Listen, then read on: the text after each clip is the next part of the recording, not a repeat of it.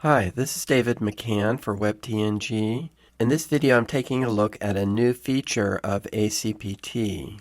ACPT is a newish plugin, maybe about 2 years old, for creating custom post types, taxonomies, and custom fields to add dynamic data features to your website. And the new feature that's been released is that the blocks that come with ACPT are supposed to work now in the site editor, which means you can use the site editor for creating single and archive templates for your custom post type. So that's what I want to try out. We're going into some uncharted territory here in the sense that we're using the site editor and we're also using a new feature of ACPT that I haven't tried yet. So we're going to see what it looks like and how well it works. This is the ACPT website. If we look at the feature list, you can see there is a light version, but it's pretty limited in the features. The Pro version, though, has a good number of features. The create custom post types, custom fields, and taxonomies, those are kind of the bread and butter core features of a dynamic data custom fields plugin. There are 40 types of fields supported. There's also the ability to create option pages.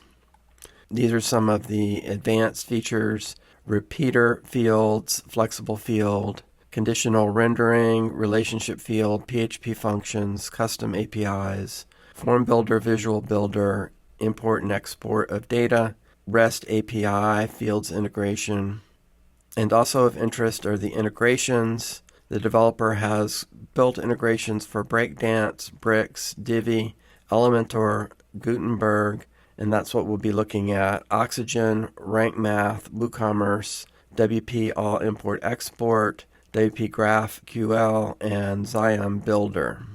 If you look at the pricing, there's annual and lifetime pricing. On the annual, $29 for one site, $49 for 5, and $99 for unlimited sites. On the lifetime side, we have one site for $99, 5 sites for $149, and unlimited sites for $199. All right, so I have a testing site here. This is the 2024 theme. We're going to need a block theme or a hybrid theme in order to go into the site editor. If we look at the plugins, we'll see that I have ACPT installed and I've entered the license data. I've also gone ahead and created the custom post types. Here is books, and I've created a custom taxonomy genre, and I've added custom fields, book fields. There are 3 fields here: book author name, which is a text field; author photo, which is an image field; and author website, which is a URL field. I've pretty much just gone with the defaults. The only difference is that I set the field width to 33% so that across the edit screen, the fields will be in a single row. I've also gone ahead and entered some book records. So here's the regular post title, post content. Then here's the genre. The featured image you see is a portrait orientation book cover. And then our 3 custom fields: the author name, the author photo, and the URL. ACPT does the URL a little bit differently. It actually outputs a link, gives you the option to enter not only the URL to the website, but also the text that would be on the link or button. Okay, if we go to the front end, this is the default archive that 2024 provides. You can see it's actually fairly nice, and it picked up the custom taxonomy automatically. If we go and look at the single, we see it's a little bit problematic because we have this huge image here, and then we don't see any custom fields. We actually don't see any custom fields here either. And for our test, we want to actually add custom fields, both the archive and the single book templates. Okay, so I'm going to go in. We can go and edit site right here, but let's go to Appearance Editor. And we go down here to Templates. And you can add a template here, or you can go to Manage All Templates and add one here. Let's do it here. There's archive books and single item books. or we could create an archive for genre. But let's go ahead and do single item. We want it for all books, not just one book. And this is a nice feature of the site editor, and that is that it gives you the option to choose a pattern for starting your template. And the way it does this is pretty nice. So I kind of like that. I'm going to take this one here. Let's look at the structure here. Here is the content. Then down here we have the tags, which we don't have. We're not using tags. And then here are the comments. And I didn't turn on comments. So I'm going to start, this is the tags and comments. I'm going to start by removing that one, that group. Okay, and then here I'd like to put the title up above the featured image. But you see the title is in this quote-unquote stack. Okay, and so I'm going to have to move it this way. Good. And now let's try moving the post meta the same way. So let's put that under the featured image. And now I can get rid of that stack. Okay, and under the featured image now, I want to add a row. And first we'll add the author's photo. So we need to find the blocks for ACPT. I'm going to click out of this for a second and go to the list of blocks. The blocks for ACPT are at the very bottom. And there are only 3 blocks. There's a block for relationship fields, one for repeater fields, and one for basic fields, which is everything else. And according to the documentation and the date logs, you can show now all of the field types using these 3 blocks. Often other block collections have at a minimum a block for images, one for text, and maybe one for buttons. In this case, though, the author has combined all of the features and options into one block, and I guess we'll get to see those contextually depending on what field we add. So I'm going to add this basic field to our row. Starts out, it says block rendered as empty, and over here you can select the field. So we want author photo. And you notice in the site editor there are some fields that are just shown as placeholders. That's true for the featured image, and it's true for the ACPT blocks also. It kind of limits you in your styling because you don't see a preview, and there is no way in the site editor to select a record for a preview.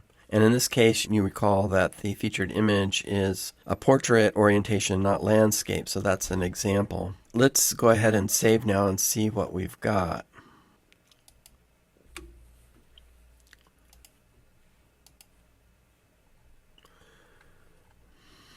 Okay, so I think we need to adjust the featured image as something here. So actually, I think what I'll do is under the title, let's add a columns block. And I'm going to put this into the column on the left. And then I'm going to put this ACPT field to the column on the right. And I'll get rid of the row. Under the photo, I want to add after. Let's choose our ACPT field again. Now we will put the name of the author. And under this block, we will now add the link to the author's website. So let's save this now and go and check again. Refresh. All right, so there is a template showing our custom fields with author's photo, name, author's website. Let's see if this works. Yep. Okay, so that's good. We do have a lot of space here. If we look at the template, however, there's no spacing here for margin or padding. If we look at the content block, there's also no spacing for margin or padding. You see it's already set to 0, so this is kind of one of those mystery layout problems of the site editor. But let's move on now and go to our archive layout. So we go back now to the templates. Let's create a new one. We want archive books this time. Again, we get the option to pick a pattern, which is nice. We'll take this one and let's see where we can add our custom field. Let's try adding our author photo, and we'll try adding now our author name, and we'll try adding our link to the author's website. Now I'm going to select all three of these and let's try turning that into a row. Alright, and seem to have again a fair amount of space between these two blocks. Let's see if we have any margin or padding. And let's go look on the front end. Okay, we have our custom field showing. Obviously, we could make the picture a little smaller and add another container and move this underneath. We could style this as a button. But we were able to complete the challenge of being able to show the custom fields in the archive and in the single template. There is a little bit of site editor weirdness with these hidden spacing settings that you might have to overcome by using some CSS. Now, just as a short conclusion, I'm pretty happy that the ACPT blocks worked the first time I tried them. The developer of ACPT has been continually enhancing the plugin and adding features. I think it's very strategic and smart of him to be adding support for various popular builders and not waiting for those builders to add support for ACPT. We see how they work in the Gutenberg editor. It appeared that there were different block options available depending on the field we chose. From the feedback I've heard from users, ACPT is pretty popular with bricks, and I believe that all of the features of ACPT, as far as I know, are also supported with bricks. I haven't really heard much feedback from users on using it with other builders. As we saw when we were looking at the ACPT website, the pricing for lifetime is still reasonable and attractive. So I'm pretty happy with the way that ACPT is going, and I think the developer is doing a good job. So that's my look at the new feature of ACPT, the support for the full site editor. I hope you found the video interesting and useful. If you did, please give it a thumbs up and subscribe to the channel. Thank you for watching.